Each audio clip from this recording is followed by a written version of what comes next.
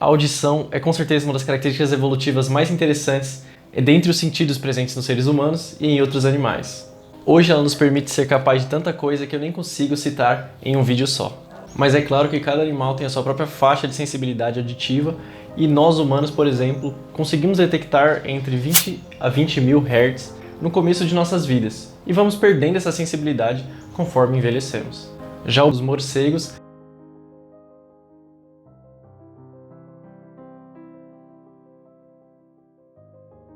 o vídeo não tá com problema.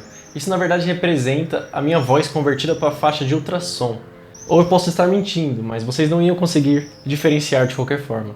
Mas voltando para o que eu estava dizendo, os morcegos podem detectar frequências que vão desde 100 mil até 200 mil Hz. Ou seja, uma faixa que faz parte do ultrassom porque está acima do nosso limite máximo de 20 mil Hz. Analogamente, a pequena faixa de frequência que está abaixo do nosso limite mínimo de 20 Hz é conhecida como infrassom. Mas afinal, o que é o som? É claro que não vai fugir do tema que falamos ao longo de toda a série. Assim como a luz, as ondas sonoras também representam um tipo de propagação de energia, só que nesse caso, energia mecânica. Ou seja, um tipo de radiação que precisa de um meio material para se propagar. E é claro que o meio que mais estamos acostumados é o ar. Então, a gente já pode facilmente perceber que o som não pode se propagar no vácuo do espaço, assim como a radiação eletromagnética proveniente do Sol. Então, desculpa te dizer, mas aqueles efeitos sonoros especiais tão elaborados de guerra entre naves espaciais são pura ilusão. Na realidade, seria mais próximo de uma série de eventos mais mudos que os filmes do Charlie Chaplin. Existe outra diferença importante entre esses dois tipos de radiação. As ondas eletromagnéticas se parecem mais com cordas balançando, já que a oscilação dos campos eletromagnéticos é perpendicular à direção de propagação da onda, enquanto as moléculas de ar que produzem o som estão mais próximas do movimento de molas, já que as moléculas vibram na mesma direção da propagação da onda sonora. Ok, agora vamos para as grandes perguntas do dia. Como que se faz uma imagem de ultrassom e por que utilizamos frequências mais altas em vez daquela faixa de frequência audível por nós? Imagine-se num local grande e fechado, como por exemplo uma capela, e diga uma frase qualquer, como que a força esteja com você. Você deve estar bem familiarizado com esse fenômeno ondulatório conhecido como eco. O eco não é nada mais do que a reflexão de uma onda sonora que incide em um meio diferente do qual estava se propagando e chega novamente à fonte que a emitiu. Assim como em um espelho em que você se vê por causa da reflexão da luz, que é uma onda eletromagnética, você também consegue ouvir o reflexo da sua voz em um ambiente adequado. Isso acontece porque o ouvido humano tem uma sensibilidade de aproximadamente 1/10 de segundo em relação ao atraso dessa reflexão. Daí vem a importância de que a onda percorra uma distância razoável antes de voltar ao seu ouvido. E convenhamos que é uma boa notícia, imagina que bagunça seria se pudéssemos perceber o eco em qualquer canto. A intensidade do eco depende da diferença entre algumas características físicas dos meios em que a onda se propaga. E essas características se resumem na propriedade da impedância acústica. Então, se a diferença acústica entre dois entes diferentes for elevada, como entre um feto e o líquido amniótico, maior também vai ser a reflexão na fronteira entre ambos os meios. E esses são os princípios que regem a formação de imagens de ultrassom. Inclusive, o contraste da imagem é baseado exatamente nessa diferença de impedância. E é por isso que conseguimos enxergar essencialmente a fronteira entre diferentes órgãos e quase nada dos detalhes particulares de cada órgão. Mas é claro que você não vê morcegos passeando por hospitais e gritando ultrassonicamente nas pessoas. Existe um dispositivo capaz de substituí-lo, por assim dizer. Estamos falando do transdutor. Ele é essencialmente formado por cristais piezoelétricos. Esse tipo de material tem a característica especial de se dilatar e contrair na presença de corrente elétrica. E essa vibração faz com que ele produza as ondas sonoras.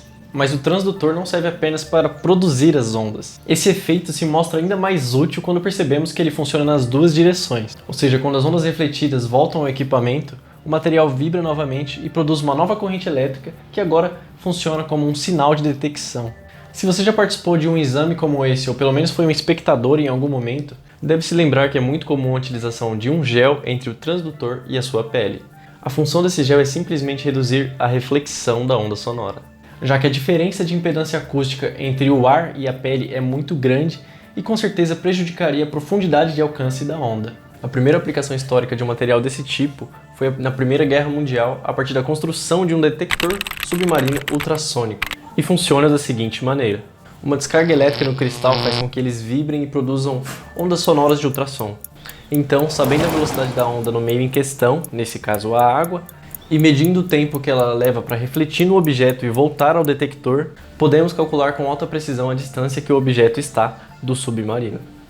E esse é exatamente o mesmo princípio de aplicação de um transdutor no seu corpo. É claro que com a diferença entre as velocidades da onda nos diferentes tecidos do corpo humano. Agora, em relação à faixa de frequência utilizada, essa é uma questão que gira em torno do balanceamento entre a resolução da imagem e a profundidade de penetração da radiação. No caso das ondas sonoras, quanto maior a sua frequência, melhor a resolução, ou seja, a imagem é mais rica em detalhes. O som cotidiano do qual estamos habituados basicamente não seria capaz de fornecer muita informação útil. Mas mesmo na faixa de ultrassom você pode optar por frequências mais baixas para alcançar órgãos mais profundos, já que a penetração é maior. O principal fenômeno físico por trás disso é a difração. Dizemos que a difração ocorre quando qualquer tipo de onda contorna uma abertura ou uma fresta no seu caminho. E ela acontece com você o tempo todo, tenho certeza. Quer ver? Faz o teste aí. Fecha a porta do seu quarto e tenta chamar alguém que está do lado de fora. Ela muito provavelmente vai ouvir, não é? Isso só é possível porque as ondas sonoras da sua voz contornam as frestas de alguma porta ou janela antes de chegar ao ouvido de quem recebe a informação. Mas em geral, quanto mais próximo for o tamanho da fresta em relação ao comprimento da onda do som, mais a onda se curva ao passar pelo obstáculo, e é por isso que a qualidade das imagens pioram quando escolhemos frequências menores. É claro que existem diversas técnicas possíveis e com diferentes objetivos dentro da própria ultrassonografia.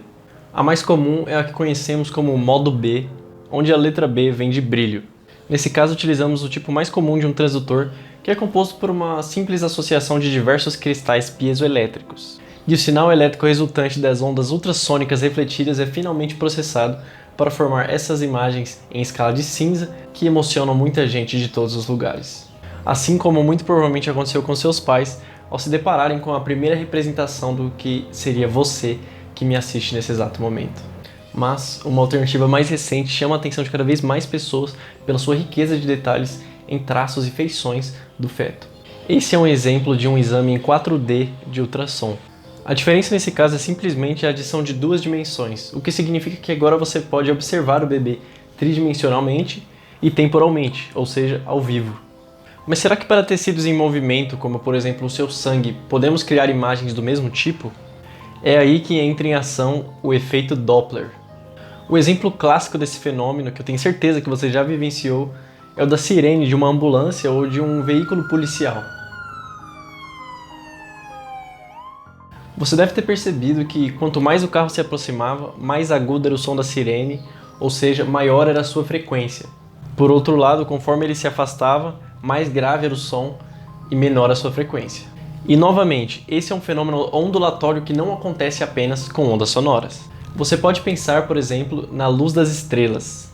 Isso mesmo, nós sabemos que algumas estrelas estão se afastando continuamente da gente pelo que os astrônomos chamam de redshift, ou em português, desvio para o vermelho, que representa uma diminuição da frequência da luz que vem da estrela e é captada pelos telescópios. Conhecendo esse fenômeno, nós conseguimos acessar, por exemplo, informações muito úteis do comportamento do fluxo de sangue nos seus vasos sanguíneos, como por exemplo a velocidade com que as células se deslocam e até mesmo a direção do seu movimento, ou seja, se ela está a favor ou contra o posicionamento do transdutor ultrassônico no seu corpo. Como nessa imagem, em que a cor vermelha representa uma aproximação, enquanto a azul indica o afastamento, a partir das ondas refletidas por essas células. Assim como para as imagens de ressonância magnética que falamos no episódio anterior, a radiação ultrassônica também não é capaz de ionizar átomos. Mas será que ela tem algum efeito mecânico que lhe permita ser usada de forma terapêutica? E a resposta é sim. A litotripsia é um ótimo exemplo disso e ela consegue tirar a pedra do caminho de muita gente. Mais especificamente, pedras no seu rim. Esse tratamento é baseado na utilização de ondas ultrassônicas de choque, o que significa ondas de alta pressão.